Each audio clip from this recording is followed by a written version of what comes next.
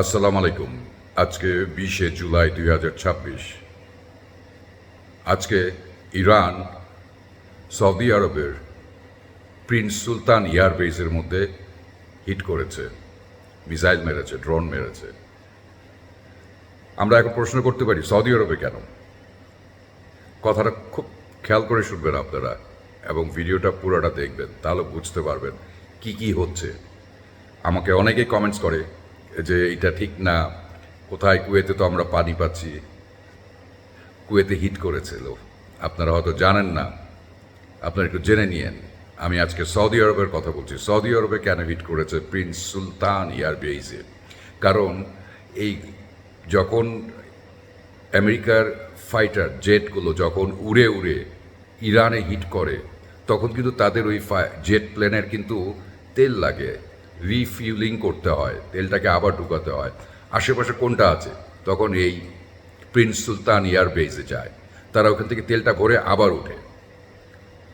এইটার জন্যই ইরান আজকে ওখানে হিট করেছে। আজকে রাতের বেলা আমাদের বাংলাদেশের সময় আমরা কিন্তু ওয়ার্ল্ড কাপ দেখছিলাম, আজকে 20 তারিখ, এবং ডোনাল্ড ট্রাম্প আমেরিকার স্টেডিয়ামে বসে ওয়ার্ল্ড কাপ ফাইনাল দেখছিল, এবং ঠিক ওই সময় কিন্তু ইরানে হামলা করছিল আমেরিকা। ইরানের অনেক কিছু ড্যামেজ করে দিয়েছে, রেলপথ, অনেক রোডস, ব্রিজ মিসাইল দিয়ে উড়িয়ে দিয়েছে। এখন আমেরিকা কি করছে? আমেরিকা হরমুজের পাশে যেই ছোট ছোট শহরগুলো আছে ওইখানে হিট করছে, কারণ আমেরিকার কথা হলো ইরান ওই দিক দিয়ে মারছে। ইরান আবার এত বোকা না। ইরান এখন যত আমেরিকার বেজ আছে মিডল ইস্টে সব ধ্বংস করবে। কুয়েত বেশি ডিজাস্টার হচ্ছে, কুয়েত আর জর্ডান। কুয়েতের ওয়াটার ডিসিলেশনের মধ্যে তারা হিট করেছে,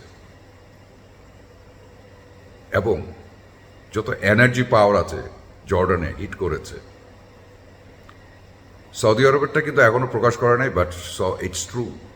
সৌদি আরব এখনো বলে নাই যে হ্যাঁ আমাদের সুলতান এয়ারবেসে হিট করেছে, বাট ইটস ভেরি ট্রু, করেছে। আমি জেনে বলছি এটা, কারণ এই এয়ারবেসটা হলো আপনার সৌদি আরবের ইয়ানপুর ওদিকে আশেপাশে। সো এই জিনিসটা আপনারা জেনে নেন। এবং ইরান এই যুদ্ধেতে কোনো দিন পিছনে আসবে না, ইরানকে হারাতে পারবে না, কারণ ইরান ডিফারেন্ট স্ট্র্যাটেজিতে এই যুদ্ধটা করছে। ইরান কিন্তু এবার বলেছে যে আমাদের ইরানকে যেভাবে মারবে আমেরিকা, ঠিক ওইভাবেই আমেরিকার যা যা বেইজ আছে মিডল ইস্টে ওখানে আমি মারব। এবার কিন্তু যুদ্ধ কিন্তু ছড়িয়ে যাচ্ছে চারিদিকে মিডল ইস্টের মধ্যে, ভয়াবহ রূপ নিয়ে দাঁড়াচ্ছে এই যুদ্ধটাই, 9 দিনের যুদ্ধটা যে আবার যে শুরু হলো। এই MOU কেন সাইন করেছিল? MOU মানে হলো মেমোরান্ডাম অফ আন্ডারস্ট্যান্ডিং, বাট আমার কাছে মনে হয় ডোনাল্ড ট্রাম্প এটাকে করেছে মেমোরান্ডাম অফ মিসআন্ডারস্ট্যান্ডিং। এই ডোনাল্ড ট্রাম্পের নিজেও বিপদে পড়ে গেছে, এখন চরম বিপদে আছে কিন্তু ডোনাল্ড ট্রাম্প। এদিক দিয়ে যে সৌদি আরব, বাহরাইন, জর্ডানে যে হিট করেছে, মিনিমাম 30 থেকে 40 জন, 3-4 জন তো মারা গেছে, 30 থেকে 40 জন আমেরিকান সোলজার ইনজুর্ড ব্যাডলি ভাবে আহত হয়েছে। সেটা প্রকাশ করছে না তারা। আমেরিকান সোলজাররা এখন আর ফাইট করতে চাচ্ছে না, অনেক জায়গা থেকে আসতেছে, বাট এটা ফোর্সলি করাচ্ছে ডোনাল্ড ট্রাম্প, কারণ চয়েস নেই তো। IRGC যে ইরানের ইন্টারন্যাশনাল রেভুলেশন গার্ড কপস যেটা আছে, তারা বলেছে যে আমাদের হারাবার আর কিছু নাই, আমরা এই যুদ্ধ থেকে সরব না, আমরা ডোনাল্ড ট্রাম্পকে শেষ করে ছাড়ব, এই যুদ্ধ তাকে পরাজিত করে ছাড়ব। হারাতে পারবে না কিন্তু, কারণ ইরান অর্থনৈতিক সব কিছুতে হিট করছে। কারণ ইরান এখন যেই স্ট্র্যাটেজিক প্ল্যানে যাচ্ছে, তাদেরকে হারানো বহুত কঠিন।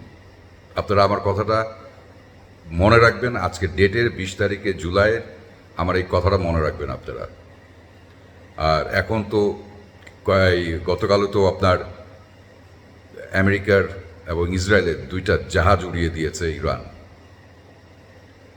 কারণ ইরান এত শক্তিশালী, আকাশে, পানিতে, গ্রাউন্ডে তাদের হারানো খুব কঠিন। তাদের, আমি যতটুকু শুনলাম, তাদের আন্ডারগ্রাউন্ডে যেই ধরনের মিসাইল আছে, যারা পাহাড়ের নিচে তারা টানেল করেছে, যেই ধরনের মিসাইল আছে, অস্বাভাবিক, মানে পাওয়ারফুল মিসাইল তাদের কাছে আছে। তারা এখন জর্ডান, কুয়েত সব জায়গায় ব্যালিস্টিক মিসাইল ফেলছে। ইরানকে ধরে রাখা এত সম্ভব না। যারা আছেন Kuwait, Jordan, Bahrain, even Saudi আরবে, প্রবাসী ভাইরা, আপনারা ভালো থাকেন, বোনরা ভালো থাকেন, বুঝে শুনে ঘর থেকে বের হন, নিজেকে সেফ রেখেন। আর এই যুদ্ধ কিন্তু আমাদের পৃথিবীতে সব জায়গায় এখন ইকোনমিক্যালি খুব ক্রাইসিসে ফেলে দিবে।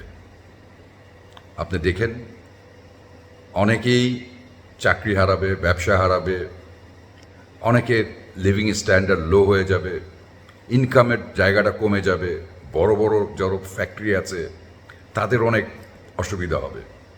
এইভাবে আস্তে আস্তে আস্তে এফেক্ট হবে যদি না ডোনাল্ড ট্রাম্প সারেন্ডার করে উইথড্র করে এসে না পড়ে। আদারওয়াইজ আমেরিকার অবস্থা আরও খারাপ হবে ইকোনমিক্যালি। ভালো থাকবেন সবাই।